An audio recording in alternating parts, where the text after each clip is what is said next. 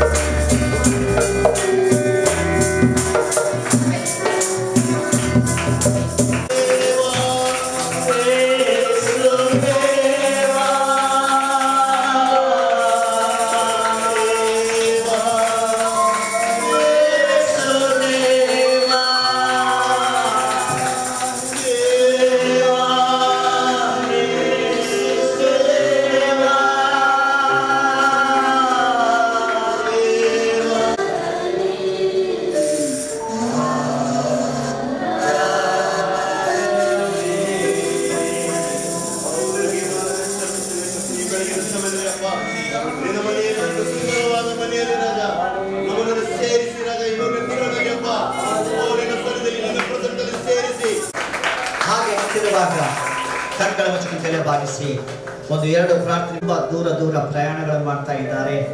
ಸೇವೆಯ ನಿಮಿತ್ತವಾಗಿ ಅನೇಕ ಅವರ ವೈಯಕ್ತಿಕ ವಿಷಯಗಳಿಗಾಗಿ ತುಂಬ ಪ್ರಯಾಣ ಮಾಡ್ತಿದ್ದಾರೆ. ಅವರ ಕುಟುಂಬಕ್ಕಾಗಿ, ಅವರ ತಂಡಕ್ಕಾಗಿ, ಅವರ ಇರುವಂಥ ಎಲ್ಲ ಫ್ಯಾಮಿಲಿಗಾಗಿ ನಾವು ಪ್ರಾರ್ಥನೆ ಮಾಡೋಣ. ಕೈಗಳನ್ನು ಮೇಲೆ ಕೆತ್ತಿ ದೇವರ ಆಕಾಶಗಳಿಗೆ ನೋಡಿಕೊಂಡು ನಾವು ಪ್ರಸದಯ್ಯ ಕುಟುಂಬಕ್ಕಾಗಿ, ಗೊಲ್ಲಪಟ್ಟಿ ಇಡೀ ಫ್ಯಾಮಿಲಿಗಳಿಗಾಗಿ ನಾವು ಪ್ರಾರ್ಥನೆ ಮಾಡೋಣ. ಎಲ್ಲರೂ ಕೂಡ ಏಕೀಭವಿಸ್ತಾನೆ ದೇವರು ಈ ಸಮಯದಲ್ಲಿ ಕೂಡ. ನಿಮ್ಮಲ್ಲಿ ಸಭೆಯಲ್ಲಿ ಯಾರಾದರೂ ಒಬ್ಬರು ಆತ್ಮದಲ್ಲಿ ಪ್ರೇರೇಪಣೆ ಆದಂಥವರು ಜೋರಾಗಿ ಸ್ವರವನ್ನೆತ್ತಿ ಇವರಿಗಾಗಿ ప్రార్థನೆ ಮಾಡಿ. సంఘంలో ఎవరైనా ఒకరు ప్రార్థించండి. అందరూ ఏకీభవించుకుందాం. అయ్యా ఈ సేవకుల కొరకు మేము ప్రార్థించుకుంటున్నాం కూడా. హల్లెలూయా, స్తోత్రం స్తోత్రం స్తోత్రం స్తోత్రం. ಎಲ್ಲರೂ ಸ್ತೋತ್ರ ಮಾಡೋಣ. ಎಲ್ಲರಿಗೆ ಏಕೀಭವಿಸುವ ಸಮಯದಲ್ಲಿ ಕೂಡ ದೇವರು ಸೇವಕರನ್ನ ಅದ್ಭುತವಾಗಿ yes my lord. Amen. Thank you lord. Thank you my God. Amen. ಸ್ತೋತ್ರ ಸ್ತೋತ್ರ. Thank you my Lord. Thank you my Lord. Amen. Stotram, stotram. Rasadaya కొరకు అయ్యా తండ్రి స్వరము తండ్రి అందరూ కూడా ప్రార్థిస్తున్నాం. ప్రయాణంలో సేవకులుగా సౌదికి వెళ్ళాలి తండ్రి. దీనికి తగిన yes my Lord. Hallelujah. స్తోత్రం స్తోత్రం. అందరూ ఏకీభవించండి. ಎಲ್ಲರೂ ಸ್ತೋತ್ರ ಮಾಡಿ. Thank you my God. Thank you my Lord. స్తోత్రం. నంది అంటదరే. ಜಾಬೆ ಸ್ತೋತ್ರ ಮಾಡವರೆ. ಅಭಿಯಾನವರೆ ನಂದಿ ಕರ್ತ. Hallelujah. Hallelujah. Hallelujah. ಯೇಸು ಕರ್ತನೇ. ಯೇಸು ಕರ್ತನೇ. ಯೇಸು ಕರ್ತನೇ. ಯೇಸು ಕರ್ತನೇ. తండ్రి ఏకాంత ప్రార్థన కుమారుడు ప్రార్థిస్తున్నాడు. ప్రయాణిక ప్రార్థిస్తూ ఆరోగ్య ప్రార్థిస్తున్నాడు తండ్రి. యేసు నామమున తండ్రి సమస్తము తండ్రి అయ్యా 2025 సంవత్సరంలో గొప్ప కార్యములు ఘనమైన కార్యములు నీకే ఆమేన్. హల్లెలూయా. ఆమేన్. హల్లెలూయా. కూర్చోండి. దేవుని గాక గొప్ప దేవుని మన ఆశీర్వాదం ಮಾಡಲಿ. ప్రసాదయ్య గారు గెస్ట్ కాదు, మన ఫ్యామిలీ మెంబర్. హల్లెలూయా. హల్లెలూయా. పదే రావడము సంతోషము వాక్యంలో మమ్మల్ని బలపడుతున్నాం కాబట్టి ఇంకొక ప్రార్థన విజ్ఞాపన చేసుకుందాము.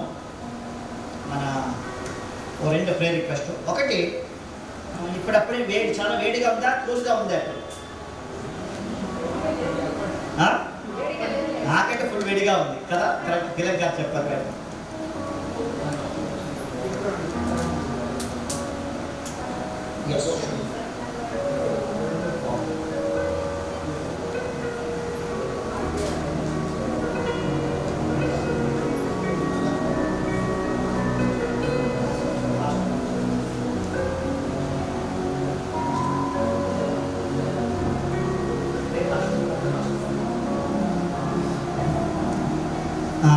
ఇప్పుడు సమ్మర్ ఇంకా వేసవకాలం రాలేదు వచ్చేసింది అనమాట. ఇప్పుడే చాలా వేడిగా ఉంది. మరి దేవుడు దీన్ని ఎయిర్ కండిషన్ చేయగలరా? దేవుడు ఎవరు చేస్తారండి? ఎయిర్ కండిషన్ చేస్తాడు దేవుడు. హల్లెలూయా. గ్యారంటీగా దేవుడి మీద అసాధ్యం అనేది ఏది సమస్తం ఆయన చేయగలడు. కాబట్టి మనకి చూడండి, సంఘానికి చైర్లు కావాలి, మ్యాట్ కావాలి. ఇది వీలైతే మనకి దేవుడి చిత్తం అయితే దేవుడు మార్గాలు చూపిస్తే కొద్దిగా ఈ హీట్ ఉండదు, కోల్డ్గా కాక. హల్లెలూయా. సంఘంలో పిఏ సిస్టమ్ కావాలి, సరిగ్గా లేదు, పాడుతుంటే రకరకాల సౌండ్లు వస్తుంది. పిఏ సిస్టమ్ కావాలి, చైర్స్ కావాలి, కింద మొత్తం మ్యాట్ కావాలి. వీళ్ళ దేవుడి చిత్తం అయితే దీన్ని ఇంకా ఫ్యాన్లో లేకపోతే వేరే ఏదైనా వ్యవస్థ చేయగలిగితే చేసుకుందాం. హల్లెలూయా. దీని కొరకు కళ్ళు మూసుకుని తల నుంచి ప్రార్థన చేయండి. సంఘము మేలు కొరకు ప్రార్థన చేయండి. ఎవరైనా ఒకరు సంఘానికి కావలసిన ఎన్నో అవసరతలు మనకు ఉంది. దేవుడు సహాయం చేయాలి, సంఘాన్ని దేవుడు కట్టాలి, సంఘాన్ని దేవుడు అభివృద్ధి చేయాలి. మనం దేవుడి వైపు చూస్తున్నాము, ఏ మనిషి వైపు కాదు. దేవుడు మన ప్రార్థన ఆలకించే దేవుడు. కాబట్టి ఎవరైనా ఒకరు మీరు ఆత్మ ప్రేరేపణ కలిగిన వారు ఒకరు ఎవరైనా ప్రార్థించండి. నాతో పాటు గంగాధర్ బ్రదర్ గారు వచ్చారు, శ్రీధర్ సిస్టర్ గారు వచ్చారు. మీరందరూ కూడా తప్పక వస్తున్నారు. చాలా ధన్యవాదాలు. 24/7 ఎప్పుడైనా రావచ్చు.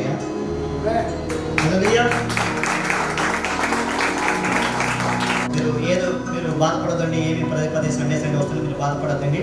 మీరు ఎప్పుడైనా రావచ్చు. ఏ టైం అయినా మిడ్నైట్ కూడా ఈ మందిరం ద్వారం తెరచబడి ఉంటుంది. సేవ కొరకు ఎన్నటికీ స్టాప్ చేయం. హల్లెలూయా. మినిస్ట్రీ కొరకు ఎన్నటికీ కూడా స్టాప్ చేయం. హల్లెలూయా. ఎందుకంటే మీలాంటి వాళ్ళు సేవకు రావడం మాకు ఆశీర్వాదము. మంచి వాక్యం వర్తమానం చెప్తున్నారు.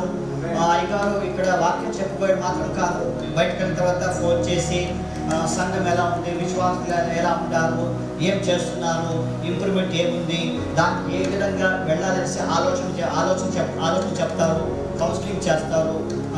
అన్నీ నాకు తెలుసుని కాదు. హల్లెలూయా. ఎవరు పర్ఫెక్ట్ కాదు. హల్లెలూయా. ఒకరొకరికి ప్రేమించి ఒకరొకరు కౌన్సిలింగ్ చేసి దేవుడి సంఘం కట్టడం, దేవుడి రాజ్యం కట్టడం చాలా ఇంపార్టెంట్ అని మనం చూసుకుంటున్నాం. హల్లెలూయా. అదేవిధంగా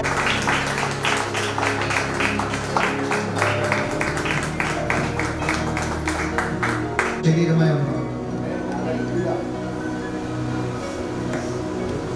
మనమందరం కూడా శరీరంలో జీవిస్తూ ప్రభువును తెలుసుకుని ఆయన ఆత్మగా మనం తిరిగి జన్మించి దేవుని యొక్క ఆత్మగా మనం జీవించాలి.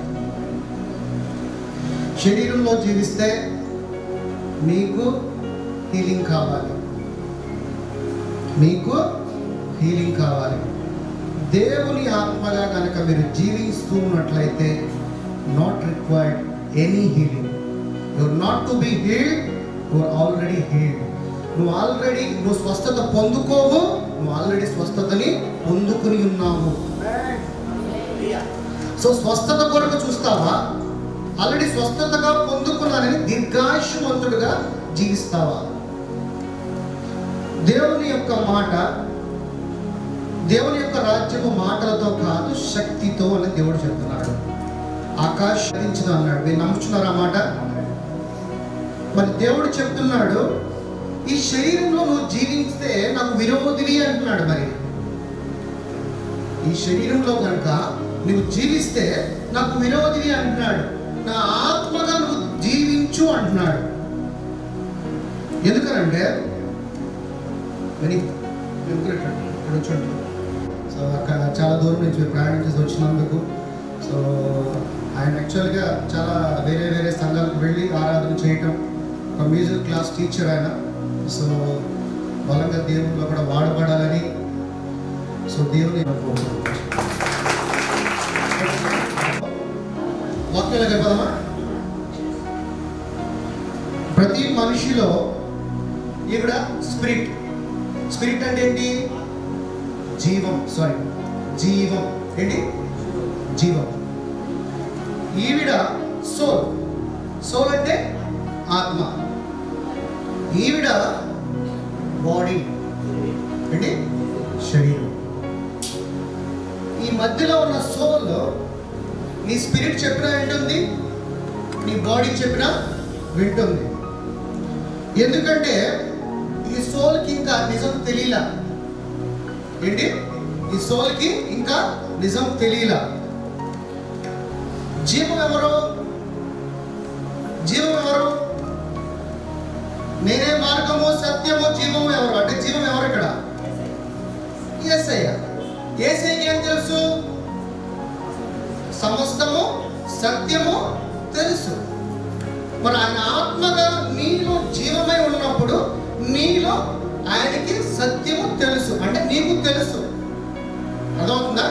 ఈ జీవానికి ట్రూత్ నోస్ తెలుసు, సత్యం అనే మాటలు తెలుసు.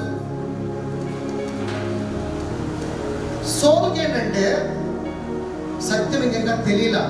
ఆత్మగా వచ్చిన కానీ ఇంకా సత్యం తెలియలా. ఎందుకనంటే సత్యం ఎక్కడ ఉన్నదంటే దేవుని యొక్క వాక్యములో ఉన్నది. మీరు కనుక దేవుని యొక్క వాక్యాన్ని లోనికి కనుక తీసుకోలేకపోతే నీలో ఉన్న ఆత్మకి ఆ సత్యము తెలియదు. అందుకే దేవుడు అంటున్నాడు, నా కుమారుడా నా మాటలను ఆలకింపము అంటున్నాడు. ఏమంటున్నాడు? నా కుమారుడా నా మాటలను ఆలకింపము అంటున్నాడు.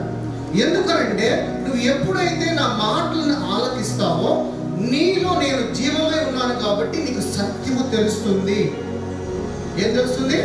సత్యము తెలుస్తుంది.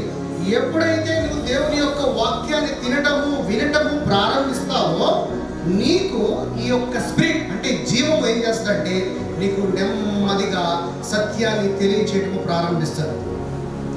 ఎప్పుడైతే ఈ యొక్క ఆత్మకి సత్యము తెలిసిందో నీ శరీరంలో ఉన్న ఏదైనా కానీ రోగము బయటికి వెళ్ళిపోతుంది.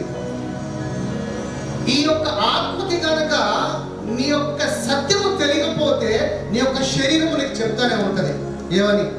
నాలో రోగం ఉన్నది, నాలో కడుపు నొప్పి ఉన్నది, నాలో ఏదో ఒక బలహీనత ఉన్నదని చెప్తా ఉన్నప్పుడు ఆత్మ ఉంటుంది అవును అవును అవును అని. ఆయన యొక్క మనసు ఏంటి? సత్యం ఏంటంటే నువ్వు ఆల్రెడీ నేను నీ కొరకు ప్రాణం పెట్టున్నాను కాబట్టి నువ్వు ఆల్రెడీ స్వస్థత పొంది ఉన్నావు, స్వస్థత పొందబోవు అలా.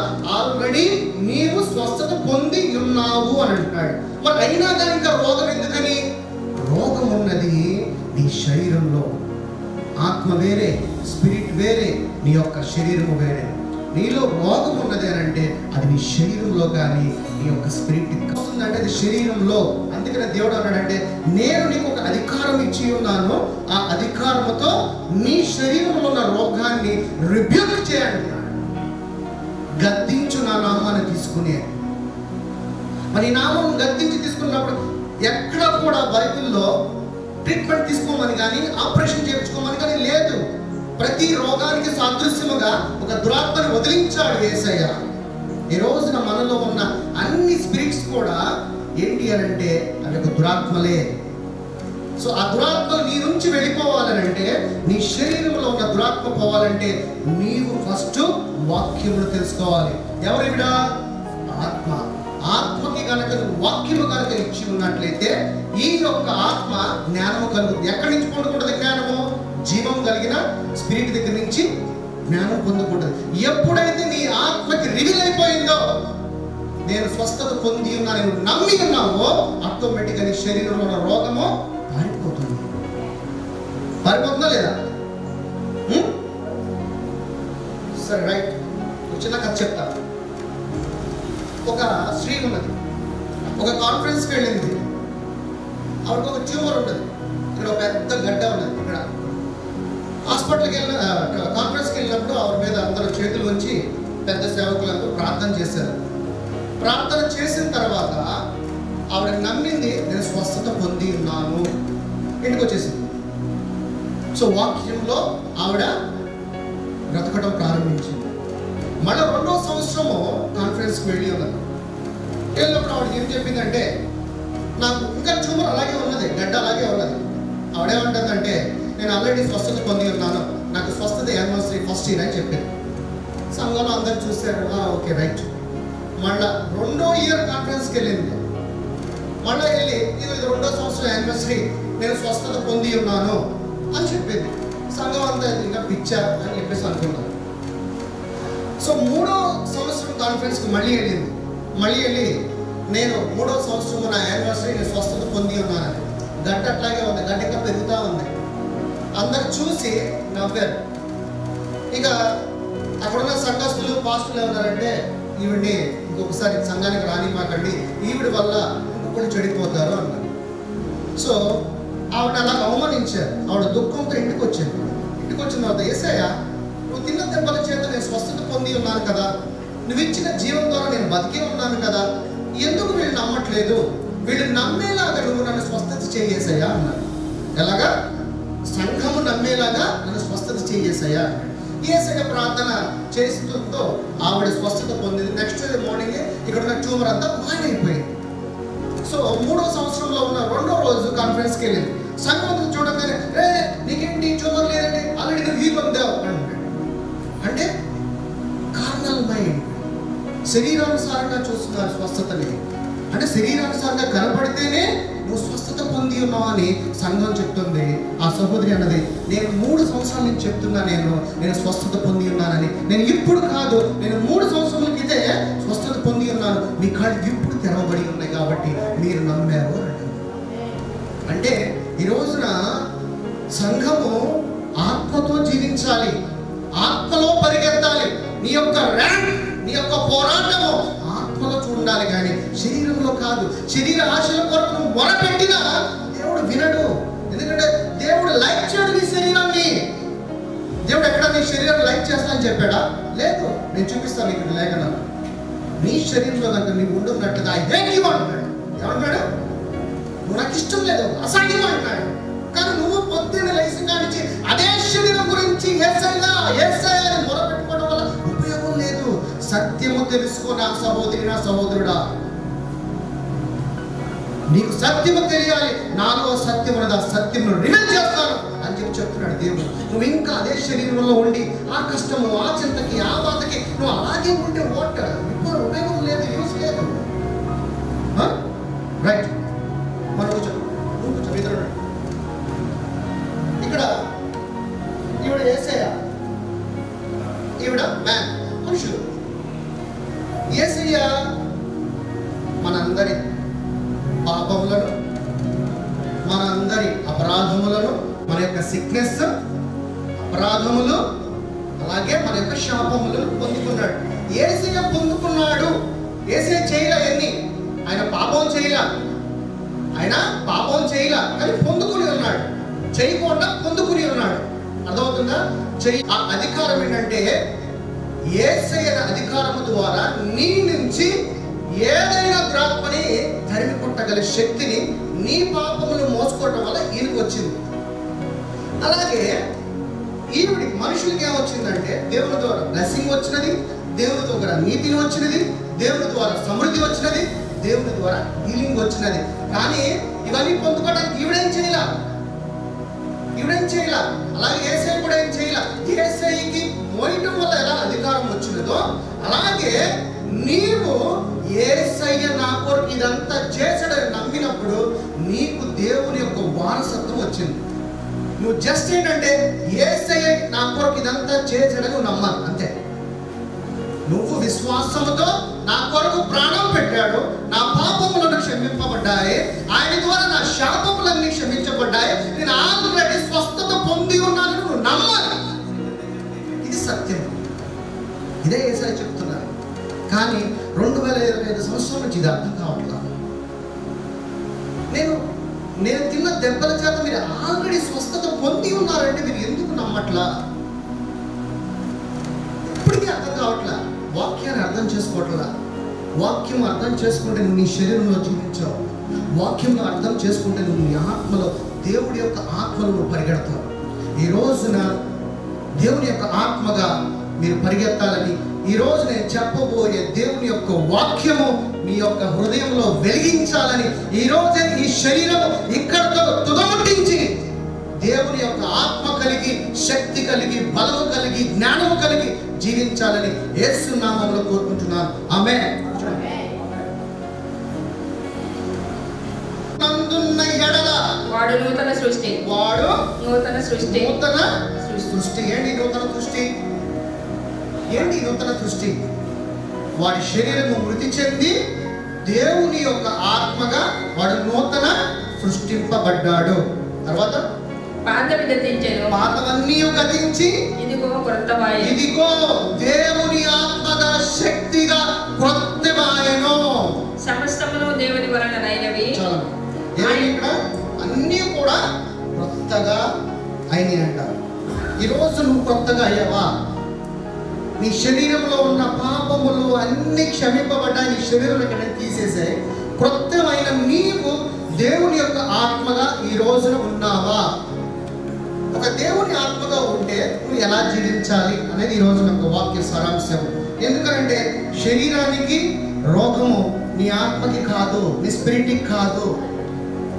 నీ ఆత్మకి కనుక సత్యము తెలిస్తే నీలో ఉన్న ఆ యొక్క రోగం ఆటోమేటిక్గా వెళ్ళిపోతుంది.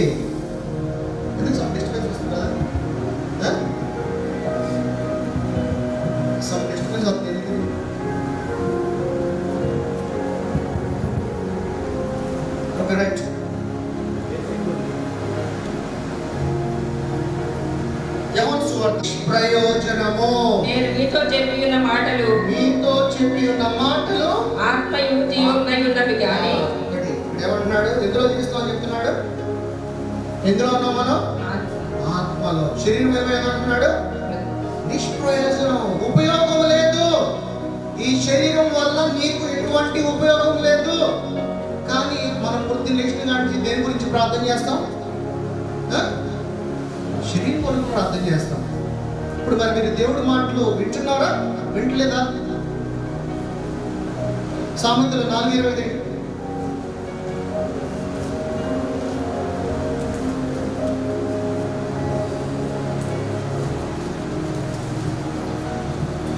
నా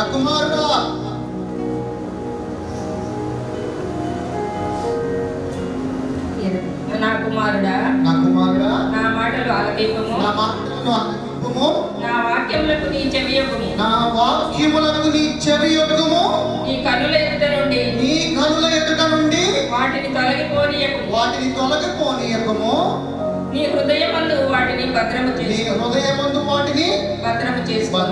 చేసుకునుము. తర్వాత దొరికిన వారికి అది జీవమును వారి సర్వ శరీరమునకు ఆరోగ్యమును ఇచ్చును. ఆమేన్. హల్లెలూయా. ఎప్పుడు నీ ఆరోగ్యానికి, నీ సర్వ శరీరానికి ఆరోగ్యమో ఆయన మాటలు ఆలకించాలి. ఆయన మాటలు ఏం చెప్తున్నాడు? యోహాను సువార్త 6:63 ఏం చెప్తున్నాడు? నీ శరీరము నిష్ప్రయోజనము, నీవు జీవిస్తున్నది నా ఆత్మై అంటున్నాడు. అంటే దేవుడు కనుక మాట కనుక నీకుంటే నీకు పరిగెత్తాల్సింది ఆయన యొక్క ఆత్మగా. శరీరం కొరకు నువ్వు మోకాళ్ళు ఎండేసి ప్రభువా అని అడిగితే నిష్ప్రయోజనము. సత్యం అర్థమవుతుందా? రైట్. రోమీయులు 8:2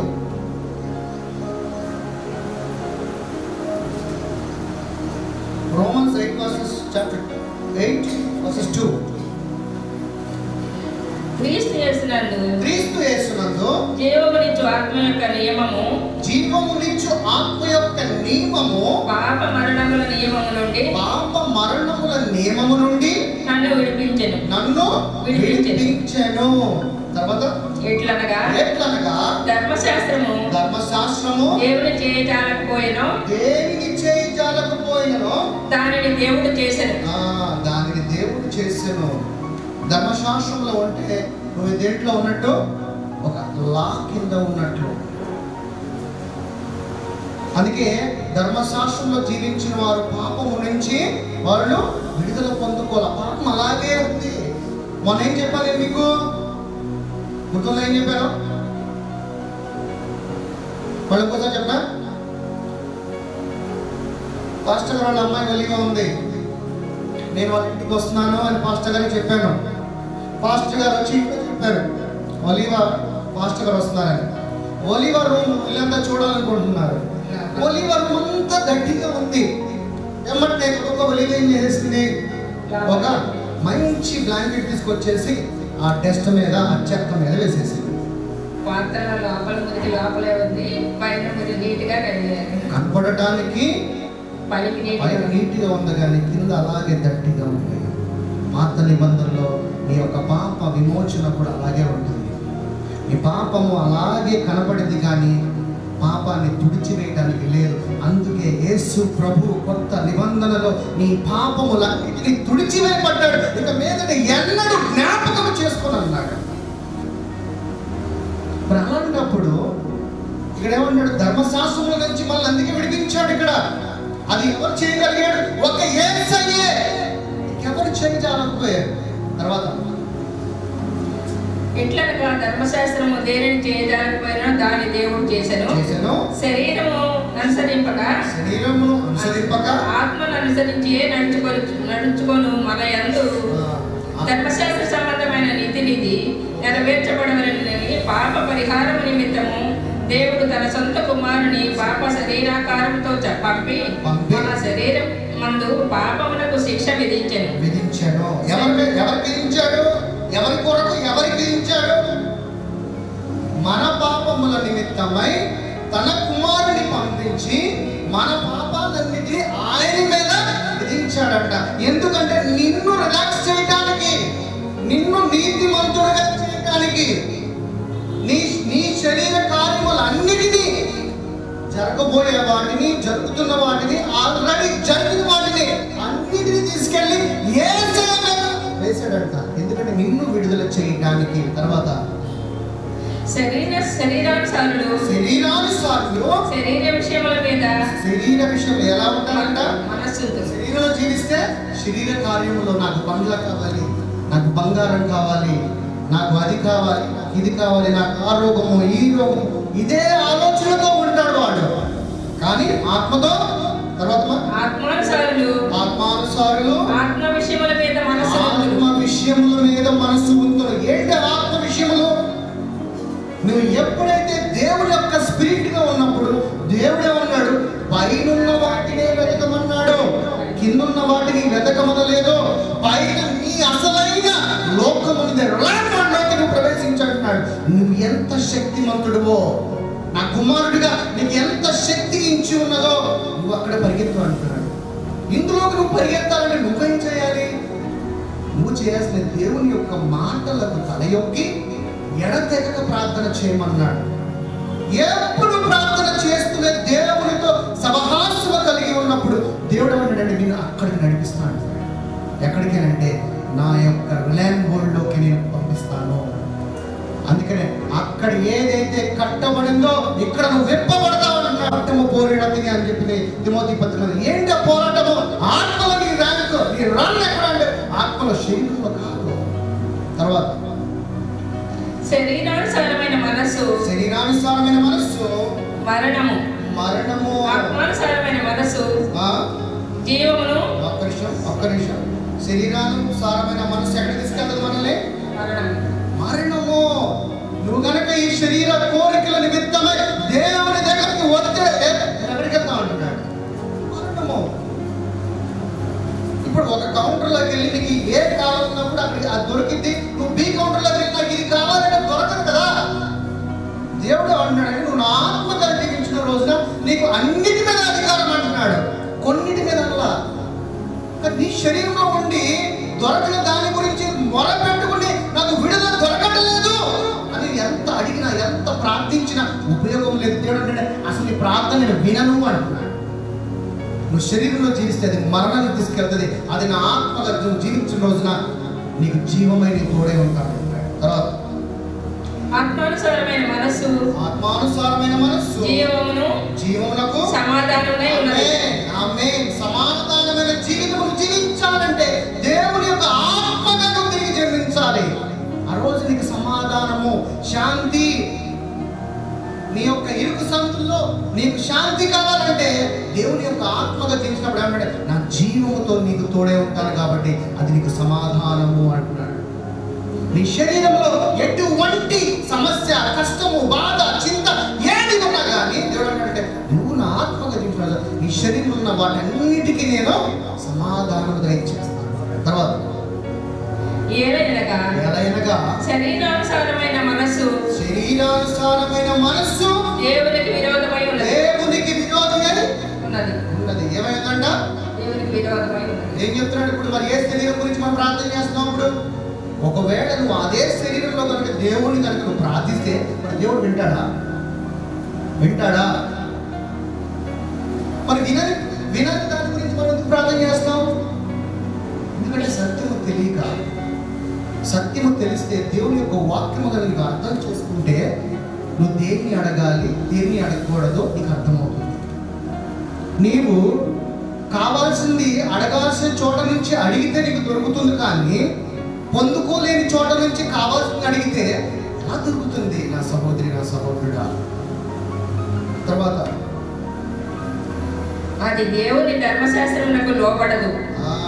దేవుని యొక్క ధర్మశాస్త్రమునకు లోబడదు. తర్వాత ఏ మాత్రము లోబడనేరదు. తర్వాత కాగా శరీర స్వభావము గలవారు దేవుని సంతోషపరచనేరరు. దేవుని ఆత్మ మీలో నివసించి ఉన్నాడెల్లరా. దేవుని ఆత్మ మీలో కలవారు కారు. ఎవడైనా క్రీస్తు ఆత్మ లేనివాడైతే క్రీస్తు ఆత్మ లేనివాడైతే వాడు ఆయన వాడు కాడు. క్రీస్తు మీలో ఉన్న ఎడల మీ శరీరము పాప విషయమై మృతమైనది, కానీ మీ ఆత్మ నీతి విషయమై జీవము కలిగి ఉన్నది. ఇప్పుడు ఒక్క నిమిషం, ఇప్పుడు మన దేంట్లో జీవిస్తాం? దేవుడు చెప్తున్నాడు చెప్పండి. శరీరంలో జీవిస్తే శరీరం ఏమైంది అంటున్నాడు? మృతి పొందేమో అంటున్నాడు. ఆత్మలో జీవిస్తే నీ నీతి జీవముతో నువ్వు జీవిస్తావు అంటున్నాడు.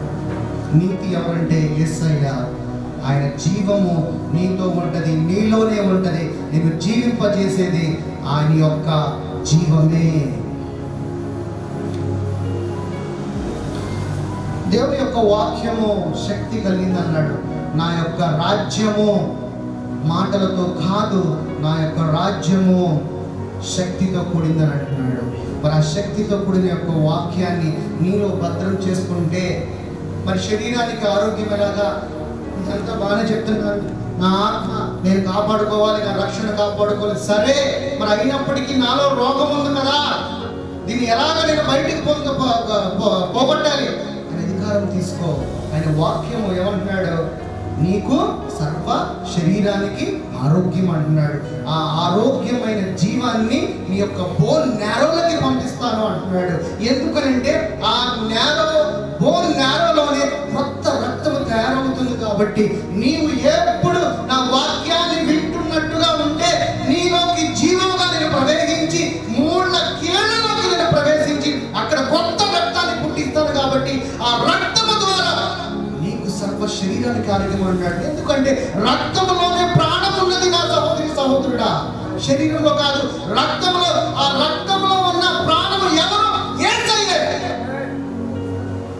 దేవుడు ఇంత క్లియర్ గా మాట్లాడుతున్నాడు, ఓపెన్ గా. నా వాక్యాన్ని తీసుకో, నీలో ఉన్న ప్రతి ఎముకలలోకి నేను ప్రవేశిస్తా అంటున్నాడు.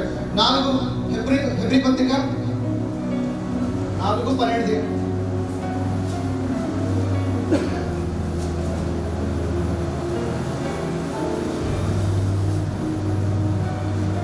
ఎందుకనగా దేవుని వాక్యము సజీవమై. ఒక్క నిమిషం, ఏమైందంట? సజీవం అంటే ఏంటి? బ్రతికి ఉన్నదని. తర్వాత బలము కలదై. ఏమన్నా శక్తి కలిగి ఉన్నది. రెండంచులు గల ఎటువంటి ఖడ్గము కట్టెను వాడిగా ఉండి ప్రాణాత్మలను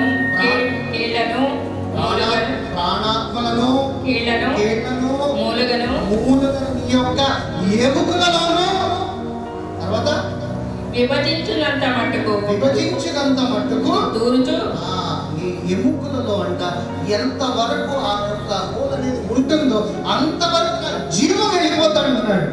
ఇక్కడ ఈ యొక్క ఎముకల్లోకి, బోన్ నేరలోకి, ఎందుకంటే అందులోనే క్రొత్త రక్తము పుట్టించేది నేనే. ప్రతి మనిషికి రక్తమే సమస్తము.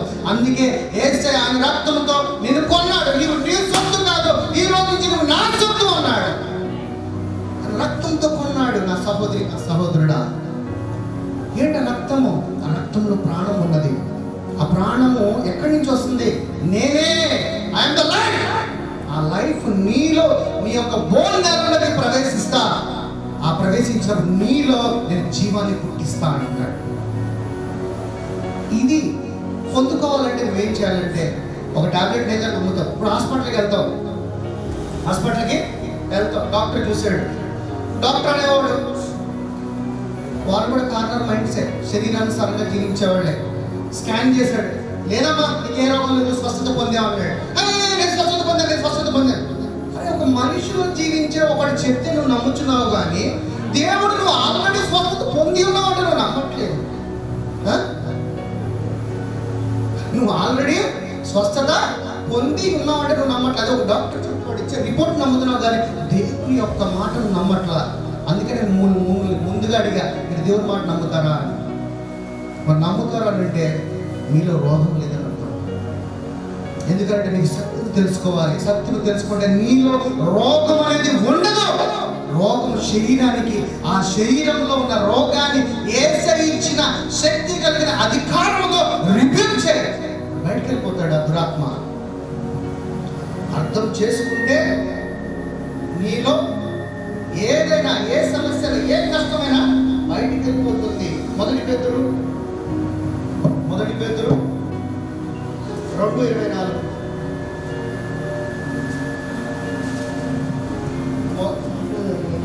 మన పాపముల విషయమై చనిపోయి నీతి విషయమై జీవించినట్లు ఆయన తానే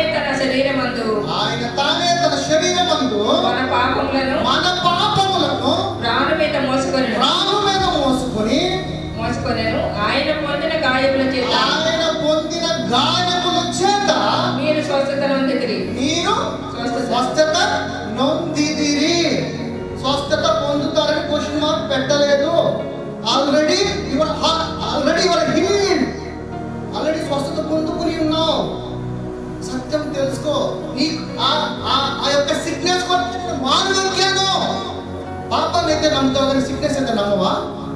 నీ పాపాలు క్షమింపబడ్డాయట. నా కొరకు నా పాపాలు క్షమించబడడం కోసం నువ్వు ప్రాణం పెట్టావు. నీ సిక్నెస్ కూడా, నీ పాపములు, నీ శాపములు, నీ యొక్క సిక్నెస్, నీ యొక్క పేదరికము నిన్ను ధనవంతుడు చేయడానికి ఆయన దరిద్రుడయ్యాడు. ఏమయ్యాడు? నిన్ను ధనవంతుడు చేయడానికి ఆయన దరిద్రుడయ్యాడు.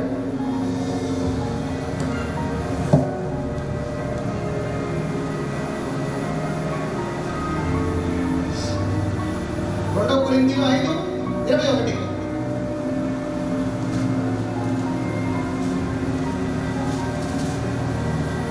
ఎందుకనగా మనం ఆయన యందు దేవుని నీతి నువ్వు అగునట్లు పాపమెరుగని ఆయనను మన కోసము పాపంగా చేసెను. మన కోసము, నీ కోసము, నా కోసము ఆయనను పాపము చేసి ఉన్నాడు. నీ కోసం దరిద్రుడయ్యాడు, నీ కోసం పాపాత్ముడయ్యాడు, నీ కోసం ఆయన శాపగ్రస్తుడయ్యాడు. నీ కోసము ఆయన సమస్తమయ్యి నిన్ను నీతిమంతుడుగా, ఆయన ఆత్మగా తీర్చిదిద్దడానికి ఆయన ఒక శక్తిమంతుడుగా తయారయ్యాడు. 2 కొరింథీయులు 8:9. 2 కొరింథీయులు 8:9.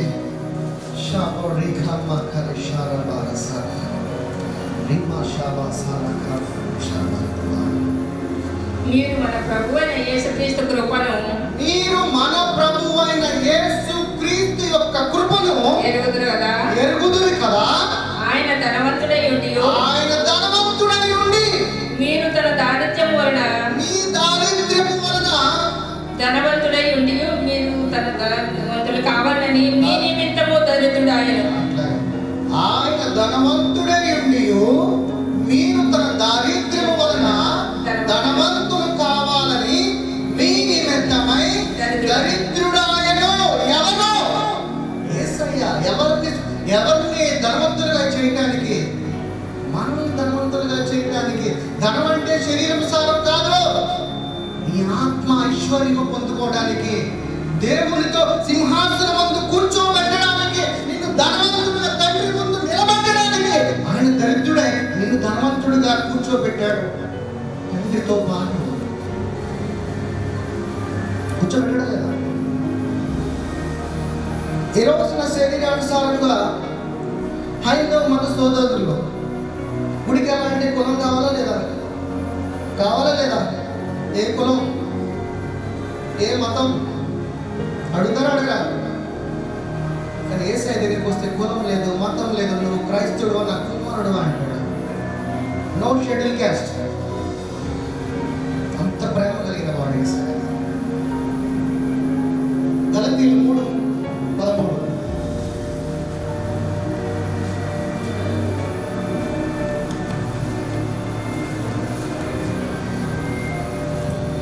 ఆత్మను గురించిన వాగ్దానము. గలాటియన్స్ 3:13. ఆత్మను గురించిన వాగ్దానము విశ్వాసము వలన మనకు లభించునట్లు అబ్రహాము పొందిన ఆశీర్వచనము క్రీస్తు యేసు ద్వారా రక్షకుడైన మన ప్రభువైన యేసు క్రీస్తు ద్వారా అన్యజనులకు కలుగుటకై క్రీస్తు అన్యజనులకు కలుగుటకై. ఎందుకంటే మనమందరం కూడా అన్యజనులమే కదా. ఆ తర్వాత మన కోసం ఏమన్నాడు? శాపగ్రస్తుడై మనలను ధర్మశాస్త్రం యొక్క శాపము నుండి విమోచించెను, విడుదల చేసెను, విడిపించెను. నీ శాపములు, నీ పాపములు, నీ పేదరికము సమస్తము నిన్ను విడుదల చేసేసి ఆయన నీకు ఇస్తున్నది ఏంట్రా అంటే ఆయన యొక్క నీతిని ఇచ్చాడు, ఆయన యొక్క హీలింగ్ ఇచ్చాడు, ఆయన యొక్క ప్రాస్పరిటీని ఇచ్చాడు, ఆయన యొక్క బ్లెస్సింగ్స్ ఇచ్చాడు నిన్ను నిలబెట్టడానికి. కానీ ఇంకా మనం ఆయన యొక్క వాక్యాన్ని అర్థం చేసుకోకుండా శరీరానుసారంగా జీవిస్తూ శరీరానుసారంగా విడుదల కోసం పాకులాడుతూ ఉంటాము. ఈరోజు మీ జీవితంలో యేసయ్యకి ప్రథముడుగా మొదటి స్థానం ఇస్తే, ఒక ఎగ్జామ్స్కి మీరు మొదటి స్థానం ఇస్తారు. ఏమిస్తారు? ఒక ఎగ్జామ్కి మొదటి స్థానం ఇస్తారు. మన శరీరానుసారమైన వాటి కొరకు మనకు ప్రత్యేకంగా ఎక్కువ సమయాన్ని వెచ్చిస్తాము. ఆ సమయానికి టైం టు టైం అటెండ్ అవుతాం. దేవుని దగ్గరికి వచ్చేపాటికి మనం దేవుడే కదా క్షమించేస్తాడు. సత్యం తెలుసుకుంటే నా సహోదరుడా నువ్వు ఒక్క చోట నిలబడవు. ఈరోజు నేను ఇక్కడికి రావడానికి దాదాపు 500 కిలోమీటర్స్ నేను ట్రావెల్ చేసి ఇక్కడికి దాకా వచ్చాను. ఏదో 150 దగ్గర 650 కిలోమీటర్స్. నేను ఇక్కడికి రావడానికి ఒక వారం నేను ఇక్కడ రావడానికి నాకు అయ్యే ఖర్చు 25,000 రూపాయలు. ఎంత? 25,000 రూపీస్ నాకు ఖర్చు అవుతుంది నేను ఈ సంఘానికి రావాలంటే. ఏ రోజు కూడా నా చేయి చాలా చిన్నది, దేవుడి చేయి చాలా పెద్దది. నేను 25,000 ఖర్చు పెడితే నాకు 25 లక్షలు ఇస్తాడు దేవుడు. లాస్ట్ శనివారము నేను ట్రావెల్ అయ్యి ఆదివారం ఇంటికి వచ్చి ఆదివారం రోజున సంఘానికి వెళ్ళి సోమవారం ఉదయాన్నే మళ్ళీ నేను బెంగళూరుకి వెళ్ళిపోయా. మళ్ళీ బుధవారం నేను ట్రావెల్ అయ్యే రోజున ఫాస్టింగ్లో ఉంటున్నాను. నేను రోజుకు ఒకసారి తింటాను. బుధవారం నేను వచ్చే రోజు నాకు మంగళవారం నాకు స్టమక్ అప్సెట్ అయ్యి నేను ఆల్మోస్ట్ 30 times నేను వాష్రూమ్కి వెళ్ళాల్సి వచ్చింది. 30 సార్లు వెళ్ళినోడి దగ్గర శక్తి ఉంటుందా? శరీరంలో అయితే ఉండదు. కానీ నేను ఫాస్టింగ్ బ్రేక్ చేయాల. నాకు ఇలాంటి సమస్య ఉన్నా కానీ నేను ఆత్మగా ఉన్నాను కాబట్టి, దేవుడు నాకు శక్తి ఇచ్చాడు కాబట్టి నేను బుధవారం సాయంత్రము అదే స్టమక్ అప్సెట్తో ఇక్కడ దాకా వచ్చా. అదే ఫాస్టింగ్ చేసుకుంటూ ఇక్కడ దాకా వచ్చా. ఆ రోజు ఇక్కడ నిలబడి నేను ప్రసంగం చేశా. మళ్ళీ గురువారం పొద్దు నేను బెంగళూరు వెళ్ళిపోయా. నేడు దిగమంతు ఇంటికి వచ్చా. ఈరోజు ఇక్కడికి వచ్చా. నేను ఇలాగే తిరుగుతూ ఉంటాను. దేవుడు ఆత్మగా జీవించిన రోజున నీలో శక్తి ఎలా ఉంటుందని నీకే తెలియదు. తినే ఆహారము పరిపూర్ణంగా తినేవాడి కన్నా గొప్పగా శక్తిగా ఉంటాం మనం. వాక్యంలో సత్యం కనుక అర్థమైతే, సత్యము అర్థమవునంత మట్టికి ఉపయోగం లేదు. అందుకే నా సహోదరి, నా సహోదరుడా, సత్యమును తెలుసుకో. సమస్తము ఆయన మన గురించి శాపగ్రస్తుడయ్యాడు, పాపాత్ముడయ్యాడు, దరిద్రుడయ్యాడు. నిన్ను నీతిమంతుడుగా నిన్ను తీర్చిదిద్దడానికి, నీకు హీలింగ్ ఇచ్చేసి ఇవ్వడానికి ఆయన సమస్తము ఆయన్ని తగ్గించుకొని వ్యక్తినిగా చేసుకున్నాడంట. ఈ గెలాక్సీలు మొత్తము, ఈ నక్షత్రాలు ఎంత పెద్ద నక్షత్రము, నక్షత్రము ముందు భూమి ఎంత చిన్న చిన్న అణువు అంట, ఇసుక రేణువులాగా. అలాంటి యొక్క స్టార్స్ అన్నీ కలిపితే ఒక గెలాక్సీ. అవన్నీ ఆయనలో ఉన్నాయి అంటున్నాడు. ఆ వాటన్నిటికీ నేను ఏం పెడతానన్నాడు? పేర్లు పెడతా అంటున్నాడు. కీర్తన గ్రంథం 147 4వ వచనం చేయండి.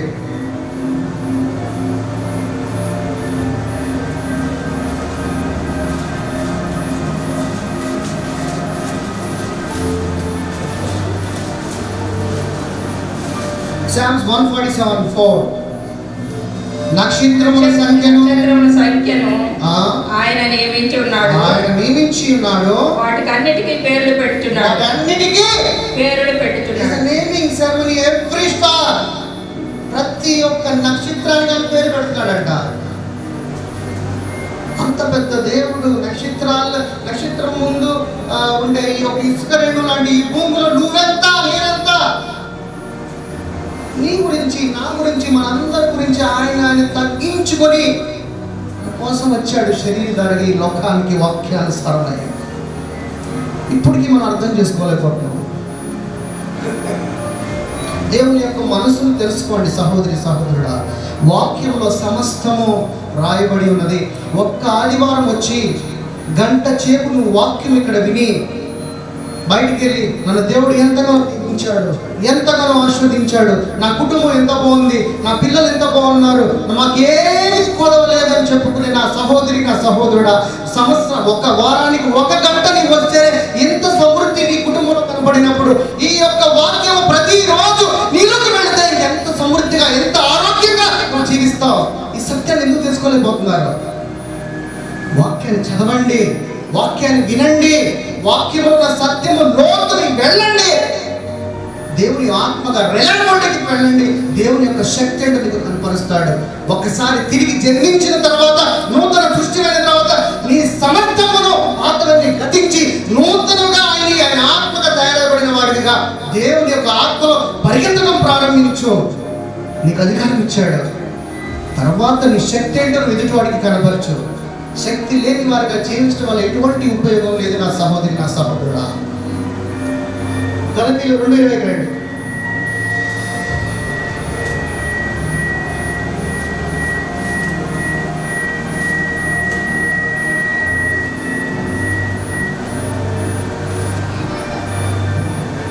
అయితే సున్నతి పొందిన వారికి, గలతీయులు 20 గలాటియన్స్, నేను క్రీస్తుతో కూడా సిలువబడి వేయి ఉన్నాను. గలాటియన్స్ 2:20 ఇకను జీవించువాడను నేను కాదు, ఇక మీదట జీవించువాడను నేను కాను, క్రీస్తే నాయందు జీవించు. ఆమేన్. ఇక మీదట నాలో జీవించేది క్రీస్తే. మీ పేర్లు పెట్టుకుని పొర పెట్టుకురండి. మీ పేర్లేంటి? నా పేరు ప్రసాద్. ఎరా ప్రసాద్ పోరా, మీకు అనండి అనండి. ఇక మీదట జీవించేది ఎవడు? క్రీస్తు. క్రీస్తుని ఆహ్వానించు. నేను ప్రసాదం జీవిస్తే నాలో ప్రైడ్ ఉంటుంది, గర్వం ఉంటుంది. ఇక మీదట జీవించేది యేసయ్య. అంటే యేసయ్య ఎలా ఉంటాడు? ప్రేమ కలిగి ఉంటాడు, దీనత్వం కలిగి ఉంటాడు, జాలి కలిగి ఉంటాడు, ప్రేమించేవాడిగా ఉంటాడు, ఎదుటివాడికి పెట్టేవాడిగా ఉంటాడు, ఎదుటివాడి దగ్గర తీసుకునేవాడిగా ఉంటాడు. అదే నీవు ప్రసాదంగా జీవిస్తే ప్రసాదం ఏముంటుందంటే గర్వం ఉంటుంది. ఎందుకంటే వాడు శరీరంలో ఉన్నాడు కాబట్టి.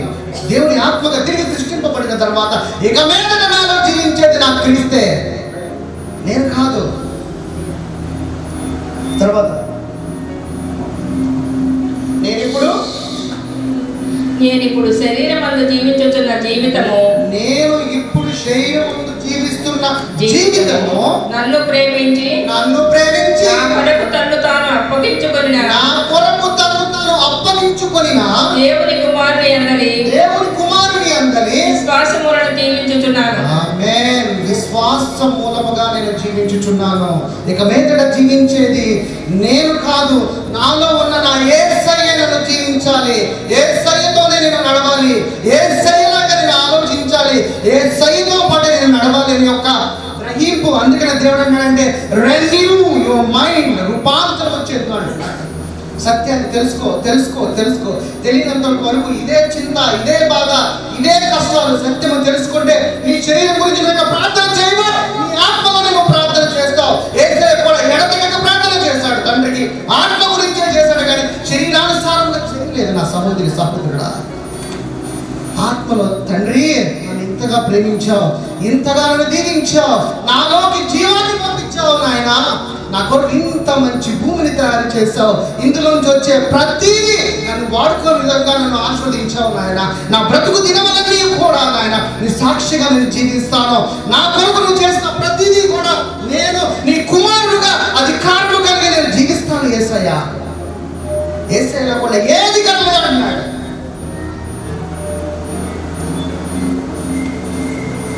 ఇరవై 21 అదే సేమ్. మీరు దేవుని కృపను, నేను దేవుని కృపను నిరర్థకము చేయను. నీతి ధర్మశాస్త్రం వలనైతే ఆ పక్షమందు క్రీస్తు చనిపోయినది నిష్ప్రయోజనమే.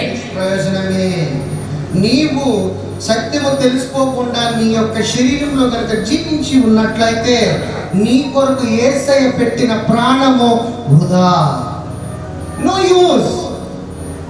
ఆయన పెట్టిన ప్రాణము విలువ కలిగింది కాబట్టి అది ఒక ఉపయోగకరం అన్నప్పుడు ఏంటంటే ఆత్మగా నువ్వు బలపడాలి. ఆత్మకి రోగం ఉండదు, ఆత్మకి నో నీడ్ రిక్వైర్డ్ ఎనీథింగ్. ఒక్క నీ శరీరానికి హీలింగ్ కావాలి, నీ శరీరానికి స్వస్థత కావాలి. నువ్వు స్వస్థత పొందబోవు, ఎందుకంటే నువ్వు ఆల్రెడీ స్వస్థత పొంది ఉన్నావు నా సహోదరి, నా సహోదరుడా. ఎఫెసీయులకు రాసిన పత్రిక 2:10. ఎఫెసీయులు 2:10. మరియు మనమందరము మరియు వాటి యందు మనము నడుచుకొనవలెనని దేవుడు ముందుగా సిద్ధపరిచిన సత్క్రియలు చేయుటకై. ఎందుకంటే దేవుడు ఎక్కడ వచ్చినట్ట మనల్ని ముందుగా మన మంచి ఆయన మంచి పనులు మనగా ఆయన మంచి పనులు చేయుటకై, సత్క్రియలు చేయుటకై మనము క్రీస్తు యేసునందు నింపబడిన వారమై ఆయన చేసిన పని అయి ఉన్నాము. ఆయన చేసిన పని అయి ఉన్నాము. ఎవరి నిమిత్తమంట? ఆయన పని చేయడానికి, ఆయన కుమారుడుగా ఆయన మహింపరచడానికి, ఆయన సువార్తను ప్రకటించడానికి. తండ్రికి మీకు మధ్యలో యేసయ్య ఒక సువార్తగా నిలబడ్డాడు. ఈరోజు ఏం చెప్తున్నావు? సువార్త అంటే ఇదే కదా, ఇదే కదా ప్రచారం చేస్తున్నది. సువార్తగా ఉన్నాడు. సువార్త అంటే యేసయ్య నీ కొరకు పుట్టి ఉన్నాడు, నేను వెనక వచ్చి రక్షించాడు. యేసయ్య నిమిత్తం నువ్వు ప్రచురము చేయాలి. లోక రక్షకుడు నీ కొరకు పుట్టి ఉన్నాడు, నీ పాపములను క్షమించబడడానికి, నిన్ను ధనవంతుడు చేయడానికి ఆయన దరిద్రుడై ఉన్నాడు. శాపములను, నీ యొక్క ఫోర్ ఫాదర్స్ నుంచి వచ్చే ప్రతి బంధక శాపముల నుంచి విడిపించడానికి ఆయన శాపగ్రస్తుడై ఉన్నాడని చెప్పడమే సువార్త అంటే. సువార్తని నువ్వు చేయాలి, పాస్టర్లు కాదు, ప్రతి ఒక్కరు దేవుని యొక్క ఆత్మగా ఉన్న ప్రతి బిడ్డ ఆయన సువార్తను ప్రకటించాలి. నా ఆత్మ ఎక్కడ ఉండి అక్కడ స్వతంత్రం అన్నాడు. ఆయన ఆత్మగా స్వతంత్రం చేయండి, ఎక్కడ పడితే అక్కడికి వెళ్ళి మీకు అందిన వారు, తెలిసిన వారు, మీకు తెలిసిన ప్రతి వాక్యం దేవుని యొక్క మాటలు ఎదుటి వారితో పంచుకోవడం మీరు ప్రారంభించండి. అదే విషయంలో అన్నది కదా, కొలస్సీలు 3:2 పైనున్న వాటినే వెదకుడి, పైనున్న వాటి మీదనే గాని భూ సంబంధమైన వాటి మీద మనస్సు పెట్టుకొనగడి. ఎందుకు పెట్టుకోవద్దు అంటున్నాడు? పైనున్న వాటినే మీరు వెతకమన్నాడు. ఎందుకునంటే పైన ఇల్లు కట్టుకోవాలంటే ఎలా కట్టుకుంటాం అంటే పైన వెళ్ళలేం కదా, పైన వెళ్ళలేవు. ఎందుకనంటే మరి అప్పుడు నువ్వు జీవిస్తున్నా నీ ఆత్మగానా శరీరంగానా? నేను ఆత్మగా జీవిస్తున్నానండి. ఆత్మగా జీవిస్తే నువ్వు పైన దేనైనా పొందుకోవచ్చు. కింద శరీరానుసారంగా నువ్వు పొందుకోవాలంటే నీకు శరీరం కావాలి. కింద వచనంలో ఏం చెప్తున్నాడు? ఎలాగనగా ఆల్రెడీ చచ్చిపోయారా బిడ్డ అని చెప్తున్నాడు. మీ జీవము క్రీస్తుతో కూడా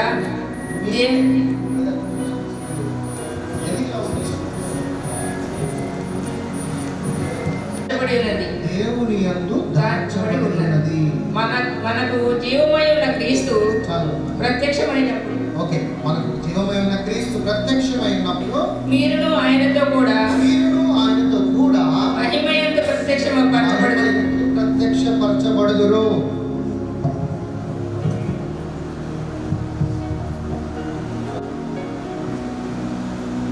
సో దేవుని యొక్క ఆత్మగా మనం జీవించిన రోజున ఏం పొందుకుంటాం?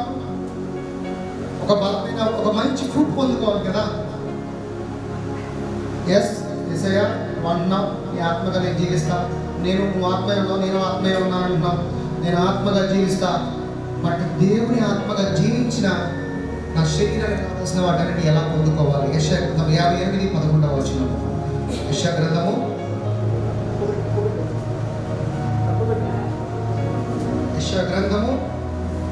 58. యెహోవా నిన్ను నిత్యము నడిపించును. ఆమేన్. తర్వాత క్షేమకాలమున ఆయన నిన్ను తృప్తిపరచి నీ ఎముకలను బలపరచును. ఎందుకు ఎముకలను బలపరుస్తా అంటున్నాడు? ఎందుకు నీ ఎముకలను భద్రపరుస్తా అంటున్నాడు? శరీరాన్ని కదా అనాల్సింది.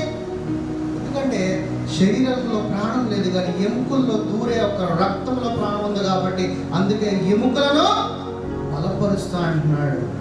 తర్వాత నీవు నీరు కట్టిన తోట వలె ఎప్పుడూ ఉబుకుచుండు మంచి కాపు కాయవాడిలాగా ఉంచుతాను అంటున్నాడు. ఎప్పుడు? ఆయన మాటలు నువ్వు తలపినప్పుడు, ఆయన మాటలు నువ్వు అనుసరించిన రోజున,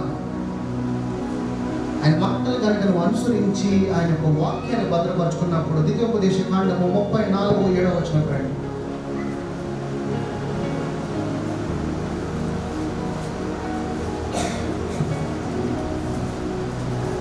ద్వితీయోపదేశ కాండము. నేటి వరకు మోషే చనిపోయినప్పుడు 120 సంవత్సరముల ఈడు గలవాడు. 120 సంవత్సరములు. ఈ రోజు నువ్వు కూడా 120 సంవత్సరములు బ్రతుకుతావు నా సహోదరి, నా సహోదరుడా. దేవుని యొక్క వాక్యము కనుక నీలో ఉండి ఉన్నట్లయితే 70-80 సంవత్సరములు ఇజ్రాయెల్ జనాంగానికి చెప్పింది, నీకు కాదు, నీవు జీవించేది 120 years. తర్వాత అతనికి దృష్టి మాంద్యము లేదు. దేవుని ఆత్మగా ఉన్నప్పుడు ముసలితనం అనేది నీకు రాదు. తర్వాత అతని సత్తువు తగ్గలేదు.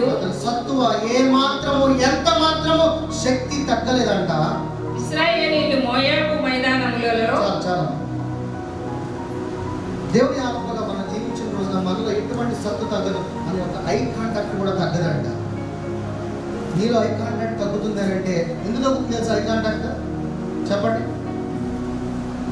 ఎవరైనా చెప్పగలరా? కన్ని చూపు ఎందుకు తగ్గుతుంది?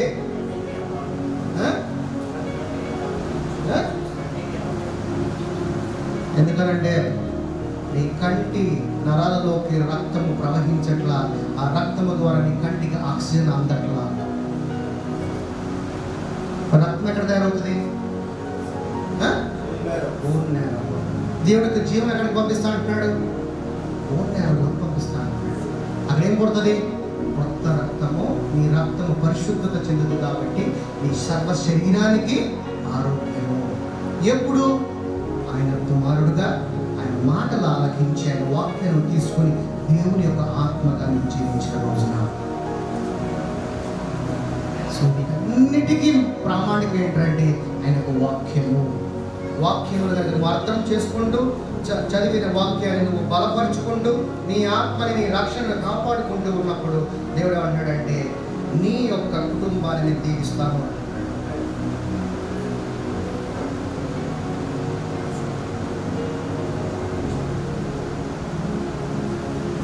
మొదటి 3వ యోహాను 1వ అధ్యాయము 2-3. 3 John verses 1-3. ప్రియుడా, నీ ఆత్మ వర్ధిల్లుచున్న ప్రకారము నీవు అన్ని విషయములలోనూ వర్ధిల్లుచు. ఆమేన్. అన్ని విషయములలో వర్ధిల్లుచు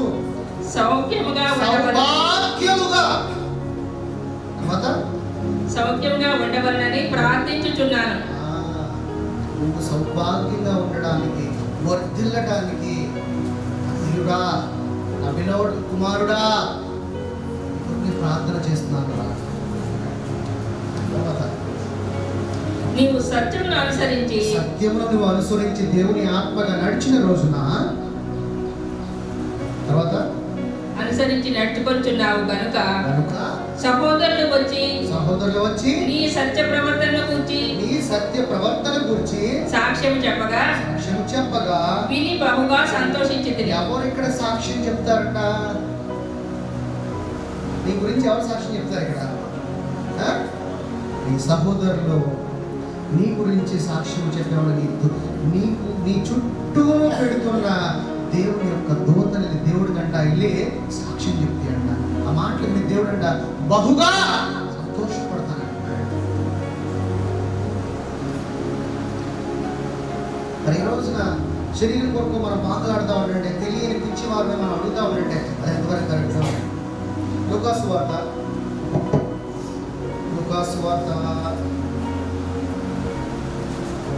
1 నిమిషం మళ్ళా గలతీలు 6:8. Galatians 6 verses. ఏలయనగా తన శరీర ఇచ్చలను బట్టి విత్తువాడు తన శరీరము నుండి క్షయమును పంటకోయిను. ఆత్మను బట్టి విత్తువాడు ఆత్మ నుండి నిత్య జీవమును పంటకోయిను. హల్లెలూయా. ఏం పోస్తామంట మనము? ఆత్మని జీవము పంటకోయిను. యేసు ప్రభు ద్వారా ఏమొచ్చింది మనకి? నిత్య జీవము. ఇక మీద ఎన్నటికీ మనకి ప్రాణానికి మరణము లేదు. అని ద్వారా ఏమొచ్చింది అంటాడు ఇక్కడ? జీవం అనే పంట కోయిను. అది నువ్వు ఆత్మలో కనుక జీవిస్తే జీవం అనే పంట కోయిను. అది నీ శరీరంలో కనుక జీవిస్తే నువ్వు క్షయం అనే పంట. దానివల్ల ఎటువంటి ఉపయోగం లేదు. ఎందుకంటే నీ శరీరంలో జీవిస్తే అది మరణానికి తీసుకుని వెళుతుంది. నువ్వు మరణం కనుక అయినట్లయితే నువ్వు నరకానికి పోతావు. అదే జీవం అనే పంటకు వస్తే నీవు పరలోక రాజ్యానికి యేసయ్యతో పాటు దేవునితో ఆయన కృపావస్థలో కూర్చుంటావు. నీకు నువ్వే పరీక్షించుకో నా సహోదరి, నా సహోదరుడా. ఏదో క్రైస్తవుడుగా ఏదో ప్రతి నెల మొదటి వారం వచ్చి కమ్యూనియన్ తీసుకున్నాము, నేను ఆదివారం గుడికి వెళ్తానంటే కాదు నా సహోదరి, నా సహోదరుడా. ప్రతిరోజు దేవుని యొక్క అధికారము కలిగి, దేవుని యొక్క ఆత్మగా శక్తి కలిగి, దేవునికి ఎడతెగక ప్రార్థన చేస్తూ నీ చుట్టూ ఉన్న వారి కొరకు నువ్వు ప్రార్థనని ఒక వెపన్తో ప్రతి ఒక్కరి కొరకు నువ్వు నిలబడాలి. అది వచ్చేది దేవునికి మహిమ. లూకాసు వార్త 6:46.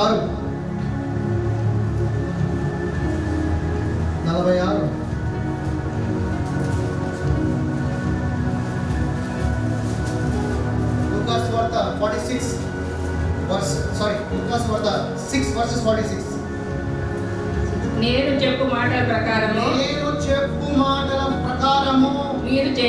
మీరు చేయకుండా ప్రభువా అని నన్ను పిలుచుట.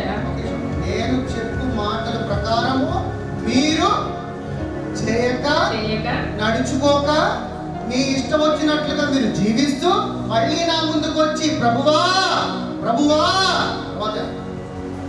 అని నన్ను పిలుచుట ఎందుకురా బాబు? అడగవలసిన స్థానానికి వెళ్ళి నన్ను అడిగితే నా నామంలో నీకు తండ్రి సమస్తము దయచేస్తాడు. విరోధమైన శరీరం స్థానంలో నిలబడి పొందుకోని వాటి గురించి నువ్వు అడిగితే ఏది ఉపయోగమో? నన్ను ప్రభువా అని పిలవడం వల్ల నీకు వచ్చే లాభం ఏంటి? ఏదీ లేదు. తర్వాత నా ఎందుకు వచ్చి నా మాటలు విని వాటి చొప్పున చేయు ప్రతి వాడిని ఎవని పోలి ఉండనో మీకు తెలియజేతును. వాడు తన ఇల్లు కట్టవలనని ఉండి లోతుగా వాక్యం అనే లోతును తవ్వి బండ మీద పునాది వేసి నీ కుటుంబాన్ని కట్టుకుని పోలి ఉండును. వరద వచ్చి ఒకవేళ క్రీస్తు అనే పునాది వేసి క్రీస్తు అనే బండ మీద నీ కుటుంబం కడితే ఏ వరద వచ్చినా, ఏ సునామీ వచ్చినా, ఏ రోగం వచ్చినా, ఏ కష్టం వచ్చినా నీ ఇల్లు కదలంట. ఎందుకంటే క్రీస్తు అనే బండ మీద నీ ఇల్లు ఉంది కాబట్టి. తర్వాత వరద వచ్చి ప్రవాహం ఆ ఇంటి మీద వడిగా కొట్టినను ఎలాంటి ఒక్క శోధన ఒకటేసారి ఇంట్లో అందరికీ సిగ్నస్, ఎంత ప్రవాహము ఎంతగా కొట్టినను అది బాగుగా కట్టబడినందున బాగుగా క్రీస్తు అనే బండ మీద పునాది వేసి ఫౌండేషన్ వేయబడిన విధంగా దాన్ని కదిలింపే దురాత్మ, ఈ చీకటి శక్తులు ఏది కూడా ఈ భూలోకము, పైన లోకము, కింద లోకము ఎవరి సాధ్యమో కాదు. అయితే నా మాటలు వినియు చేయనివాడు పునాది విని కూడా నీ జీవితానికి క్రీస్తు అనే పునాది వేయకుండా, క్రీస్తు అనే బండ మీద నీ బ్రతుకుని, నీ జీవితాన్ని కట్టకుండా ఉన్నట్లయితే, పునాది వేయక నేల మీద కట్టిన ఇల్లు వాని పోలి ఉండును. వడిగా వాలిపోవునా ఇల్లు కట్టిన వానిని పోలి ఉండును. ప్రవాహము దాని మీద వడిగా కొట్టినను అది కూలి పడెను. ఆ ఇంటి పాటు గొప్పదని చెప్పాడు. దేవుని యొక్క ఆత్మగా మీరు మాటలు విని క్రీస్తు అనే కుటుంబం, క్రీస్తు అనే బంట మీద కనుక నీ కుటుంబాన్ని కట్టకపోతే ఏ చిన్న బాధ వచ్చినా, ఏ చిన్న కష్టం వచ్చినా, ఏ చిన్న చింత వచ్చినా కానీ వాడి యొక్క గాలిని కొట్టుకుపోతాం. సో నువ్వు నిలబడాలి ధైర్యంగా అంటే దేవుని ఆత్మలో ఏమున్నది? శక్తి ఉన్నది. దేవుని యొక్క మాటలో శక్తి ఉన్నది. దేవుని ప్రేమలో ధైర్యం ఉన్నది. దేవుని యొక్క ఆత్మలో జ్ఞానం ఉన్నది. దేవుని యొక్క ఆత్మలో బలము ఉన్నది. ఆ రోజు నువ్వు ఎంతగా నీవు లోతుగా దేవుని యొక్క వాక్యముల లోతును తవ్వుతా ఉంటే అంతగా నీలో పరిశుద్ధాత్ముడు నీళ్లుగా ఉడికి జీవ ఊటలుగా, జీవ నదులుగా ప్రవహింపజేస్తా అన్నాడు. జీవ నదిగా నా హృదయంలో ప్రవహించు జీవనది పరిశుద్ధాత్ముడా. వాక్యం లోతులోకి వెళ్ళినప్పుడు నీలో ఉన్న వాక్య పరిపక్వత చెంది పరిశుద్ధాత్ముడు నీలో నుంచి ప్రవహిస్తాడు. ఎప్పుడు?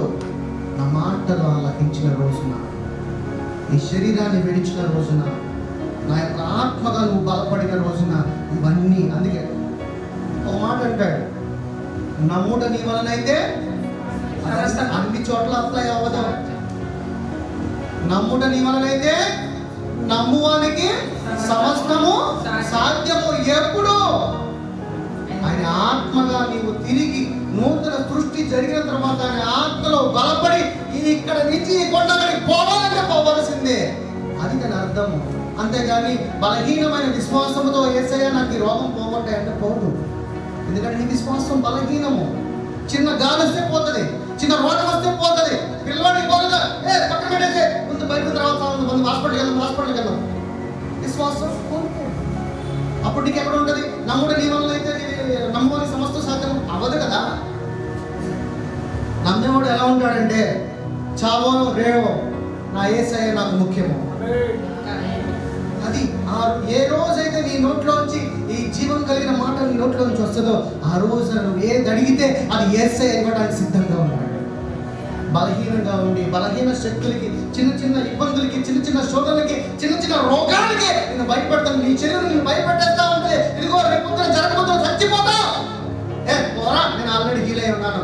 నా యేసయ్య నా నిమిత్తమే, నా యొక్క రోగుల నిమిత్తమై యేసయ్య నా గురించి మృతి చెందాడు. ఆయన ద్వారా నీతిని పొందుకున్నాడు. నాలో రోగం అనేది ఉండదని నువ్వు నమ్మిన రోజున నీలో ఉన్న దురాత్మ బయటకు వెళ్ళిపోతాడు. వాడు నువ్వు అలా గ్రహింపు లేకుండా నీ శరీరం ఏది చెప్తే నువ్వు అది వింటుంటే ఏమవుతుందంటే నీలో తెలియని ఒక అలజడి, ఆత్మ శరీరము కొట్టుకుంటా ఉంటాయి అంట. నువ్వు ఏదైతే ఒప్పుకుంటావు అదే చేస్తా ఉంటాయి అంట. గలతీయులు 5:17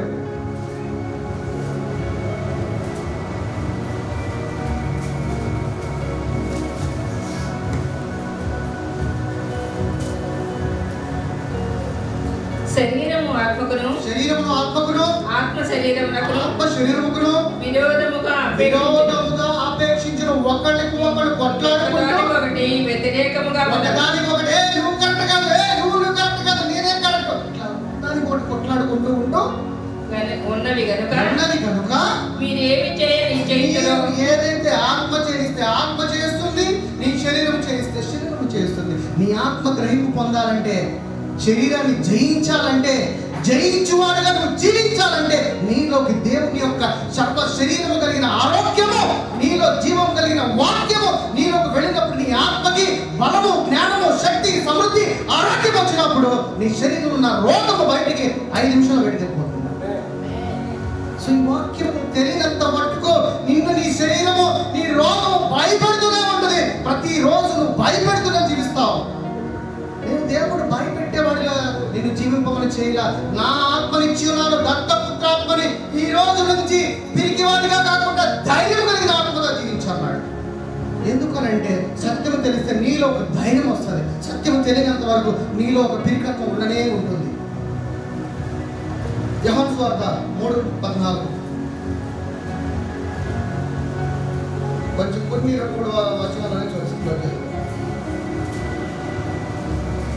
అరణ్యములో మోషే నమస్కారం. సంఖ్యాకాండము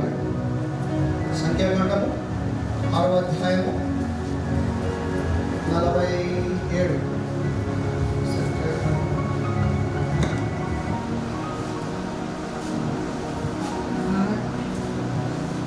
సారీ 21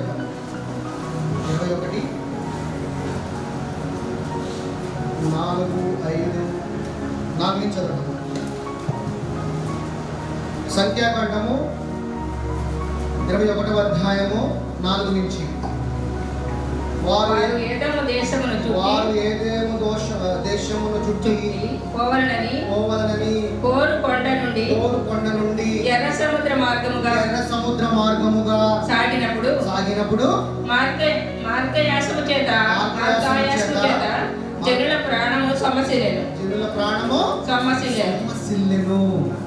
ఈ రోజున సొమ్మసిల్లిన ప్రాణమునకు యేసయ్య విడుదల దయచేస్తున్నాడు. ఆమేన్. తర్వాత కాగా ప్రజలు దేవునికి మోషేకును విరోధముగా మాట్లాడి ఈ అరణ్యములో చచ్చుటకు ఐగుప్తులో నుండి మమ్మల్ని విడిపించి రప్పించితివి. ఇక్కడ ఆహారం లేదు మాకు, నీళ్లు లేవు, చలిసానములు లేవు. ఈ అన్నము మాకు అసహ్యమై ఉన్నది. అందుకు యెహోవా ప్రజలలోనికి తాపకరమైన సర్పములను పంపెను. అవి ప్రజలను అది ప్రజలను కరువగా ఇశ్రాయేలులలో అనేకులు చనిపోయారు. అనేకులు ఈ రోజున 420 కోవిడ్ 20 A20 R20 A20 వచ్చింది. కలిసిందా లేదా మనల్ని? ఎంతమంది వెళ్ళిపోయారు బయటికి? వెళ్ళిపోయారా లేదా? నెక్స్ట్ తర్వాత కింద కాబట్టి ప్రజలు మోషే యొద్దకు వచ్చి యేసయ్య దగ్గరకు వచ్చి మేము యెహోవాకును తండ్రికి నీకును విరోధముగా మాట్లాడి పాపము చేసి ఉన్నాము. యెహోవా మా మధ్య నుండి తండ్రి మా మధ్య నుండి ఈ సర్పములను తొలగించినట్లు ఈ కోవిడ్ 420 తొలగించుము ఆయనను వేడుకొనిరి. ఈ రోజున సింహపురం అనే ప్రాంగణంలో ఉన్న ఈ సంఘం వేడుకుంటుంది.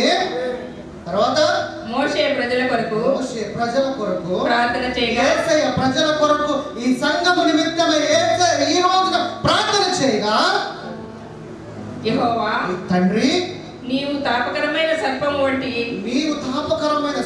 వంటి ప్రతిమను చేయించి సర్పమును పెట్టుము. యేసయ్యను సిలువ మీద పెట్టినట్లుగా ఆ రోజున ఆ సర్పమును పెట్టినారు. ఆ సర్పమే యేసయ్య ఉన్నాడు. నేను క్షమించడానికి ఈ రోజు నుంచి ఆ రోజు నుంచి నిలబడిన నీ పాపాలు మోస్తూనే ఉన్నాడు ప్రతి రోజున. తర్వాత అప్పుడు కరవబడిన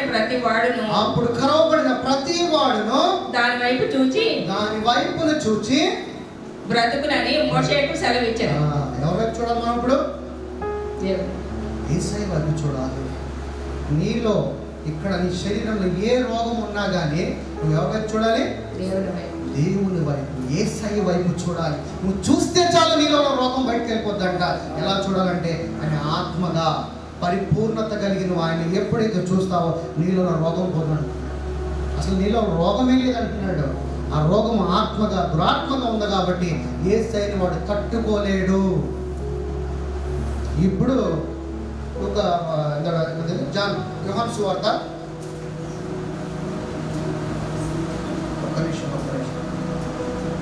యోహాను సువార్త 3వ అధ్యాయము 3:14. అరణ్యములో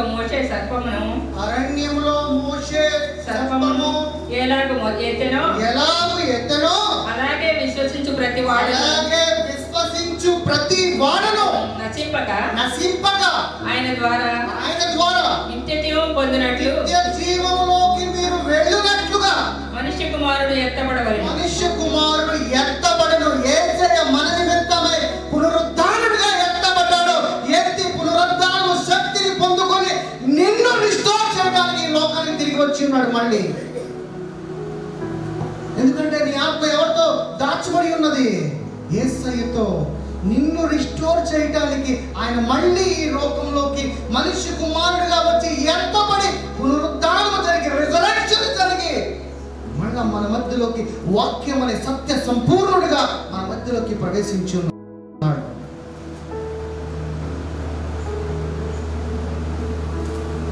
వాక్యం అర్థమవుతుందా లేదా? అర్థమైతే ఒక హల్లెలూయా చెప్పండి. రోమీయులు 5:17 రండి.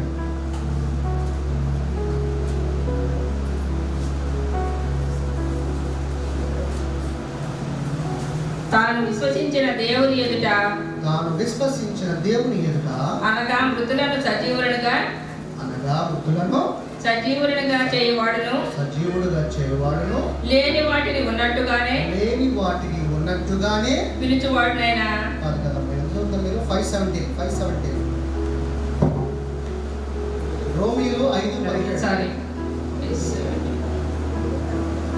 మరణము ఒకని అపరాధము వలన వచ్చినదై ఆ యొక్కని ద్వారానే ఏలిన ఎడల కృపా బాహుళ్యమును నీతి దానమును పొందువారు నిత్య జీవము గలవారై మరి నిశ్చయముగా యేసుక్రీస్తును ఒకరి ద్వారానే ఏలుదురు. కాబట్టి కృపా బాహ్యమును బట్టి మనం నీతిమంతులుగా తీర్చబడతామండి. ఈ లోకంలో ఎవరి వల్ల నీవు నీతిమంతుడుగా తీర్చబడవు. ఎందుకంటే నీవు ఆయన ఆత్మగా ఆయనతో ఏక శరీరమై ఉండాలి. ఎలా ఉండాలి? నీలో డ్యూయల్, నీలోనే సమాసము, ఇద్దరు కలిసి ఒక ఆత్మగా ఉండాలి. ఇక మీదట జీవించేది నేను కాదు, నాలో జీవించేది ఎవరు? యేసయ్య. యేసయ్య నీలో ఉండి నీ ఆత్మగా జీవించిన రోజు దేవుడు అంటే నువ్వు నేను ఒకటే అంటున్నాడు. 1 కొరింథీ 6:17.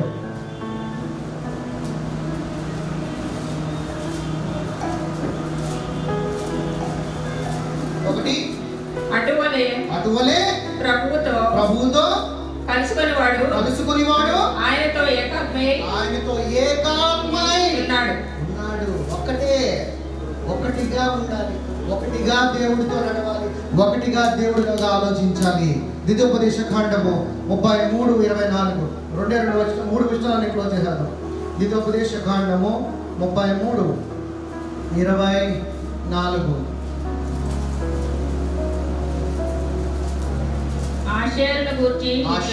ఆషేరును గూర్చి ఇట్లనేను. ఆషేరు తన సహోదరుల కంటే ఎక్కువగా ఆశీర్వదింపబడును. అతడు తన సహోదరుల కంటే కటాక్షమునందును. తన పాదములను తైలంలో ముంచుకొను. తైలములో పరిశుద్ధాత్ముడులో ముంచుకొను. తర్వాత ముంచుకున్న ఏమైందంట? నీ కమ్మలు ఇనుపవియు ఇత్తడినై ఉండును. నీవు బ్రతుకు దినములన్నిటిలో నీకు విశ్రాంతి కలుగును. విశ్రాంతి కావాలంటే నువ్వు యేసయ్యలోకి ప్రవేశించు. విశ్రాంతి కావాలంటే నువ్వు యేసయ్యలో ఉండు. యేసయ్య నివసించే వాడిగా నువ్వు జీవించు. నీ జీవితానికి సమాధానము, శాంతి కలుగుతుంది.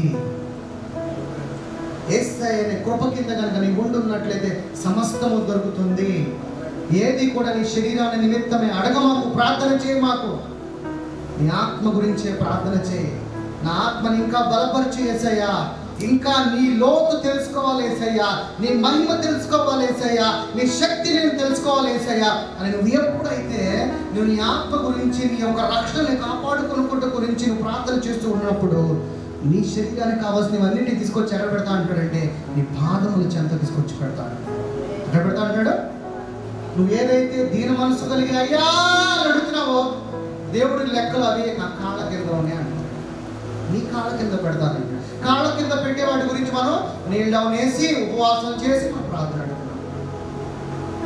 తెలుసుకోండి. యోబు గ్రంథము 2-3 వచనాలు క్లోజ్ చేద్దాం. యోబు 33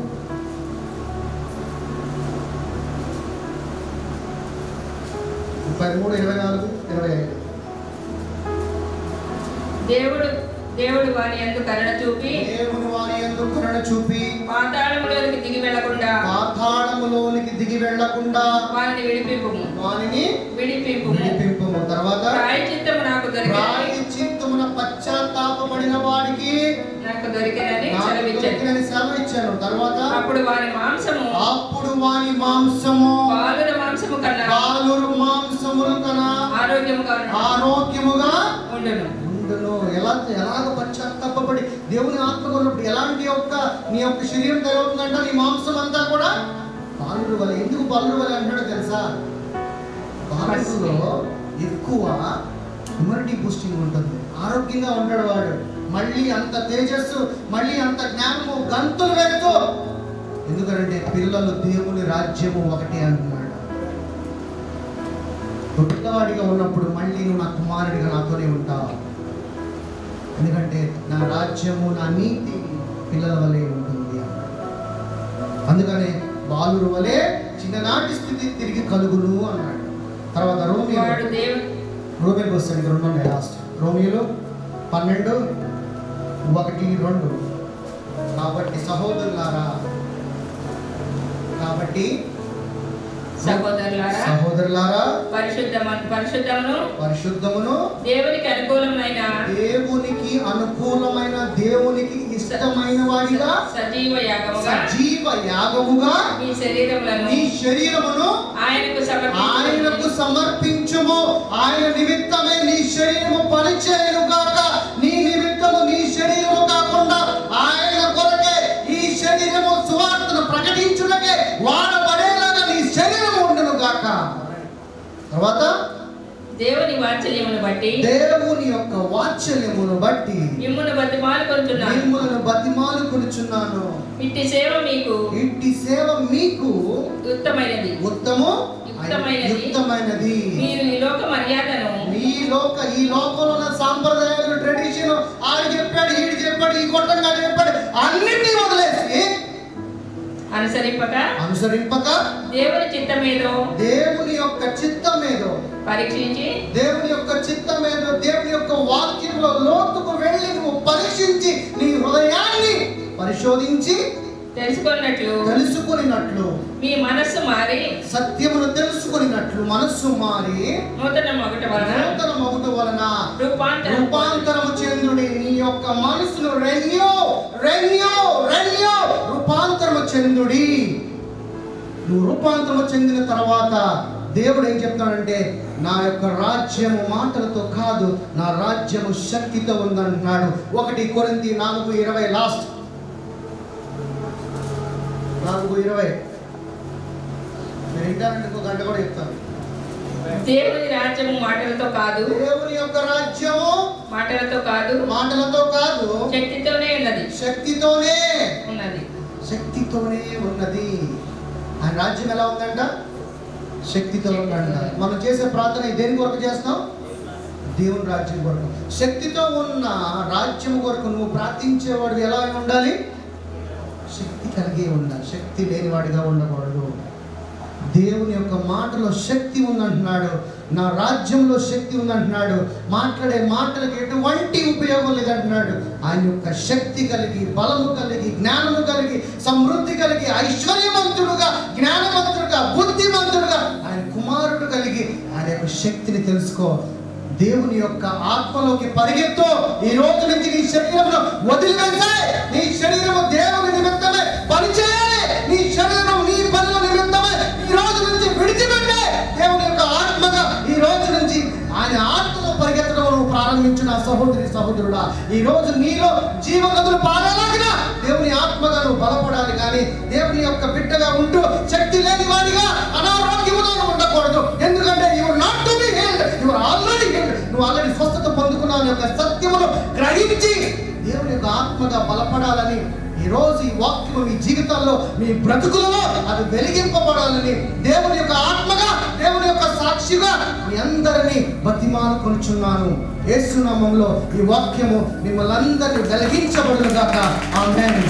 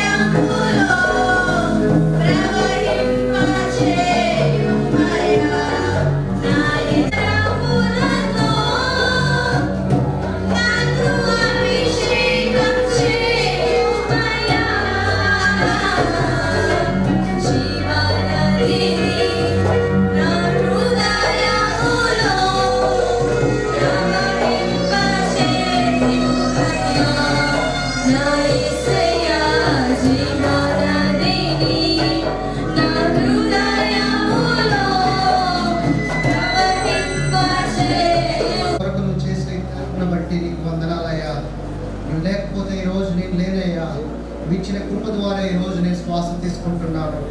కొరకు నువ్వు చేసిన కృపను బట్టి నీకు వందనాలయ్యా. నువ్వు లేకపోతే ఈ రోజు నేను లేనయ్యా. ఇచ్చిన కృప ద్వారా ఈ రోజు నేను శ్వాస తీసుకుంటున్నాను. ఈ దేహము నీ నిమిత్తమే పని చేయాలి యేసయ్యా. ఈ దేహము నీ కొరకే నేను పని చేయాలి యేసయ్యా. వట్టి మాటలకు నేను నిలబడకూడదు యేసయ్యా. నీ శక్తి కలిగి నీ రాజ్యంలో నీ కుమారుడిగా నేను ప్రవేశించాలి యేసయ్యా అని మీరు తీర్మానం చేసుకోండి. మీ నిమిత్తము త్యాగం చేసిన యేసుని జ్ఞాపకం చేసుకుంటూ ప్రార్థన చేయండి.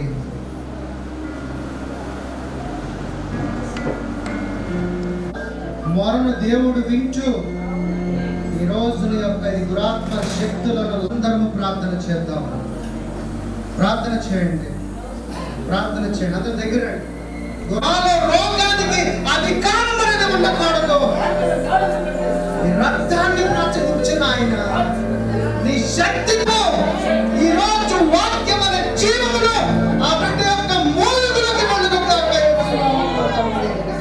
దీవించిన ఆయన, ఆస్వాదించిన ఆయన నీ బిడ్డకు విడుదలను దయచేయడం. ఈ దేహము నీ నిమిత్తమే పని చేయాలి యేసయ్యా. ఈ దేహము నీ కొరకే నేను పని చేయాలి యేసయ్యా. వట్టి మాటలకు నేను నిలబడకూడదు యేసయ్యా. నీ శక్తి కలిగి నీ రాజ్యంలో నీ కుమారుడుగా నేను ప్రవేశించాలి యేసయ్యా అని మీరు తీర్మానం చేసుకోండి. మీ నిమిత్తము త్యాగం చేసిన యేసయ్యని జ్ఞాపకం చేసుకుంటూ ప్రార్థన చేయండి.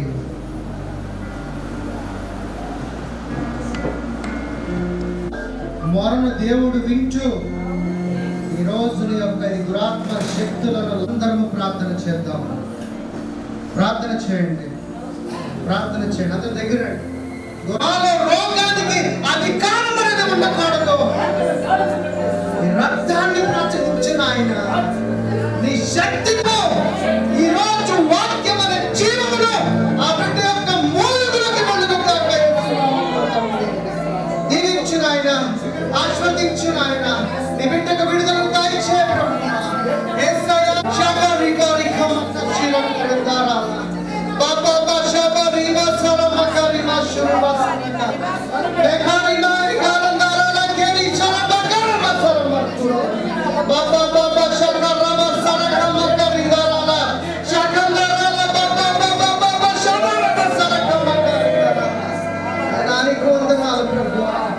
బిడ్డను ముట్టును ఆయన, ఆయన నీ బిడ్డలు నాయన స్వస్థత పరచును ఆయన. ఇంకా నీ వాక్యాన్ని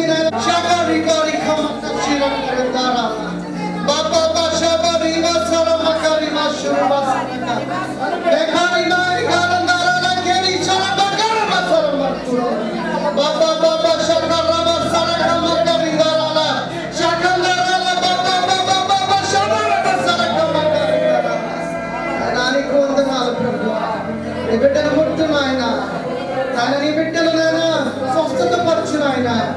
ఇంకా నీ వాక్యాన్ని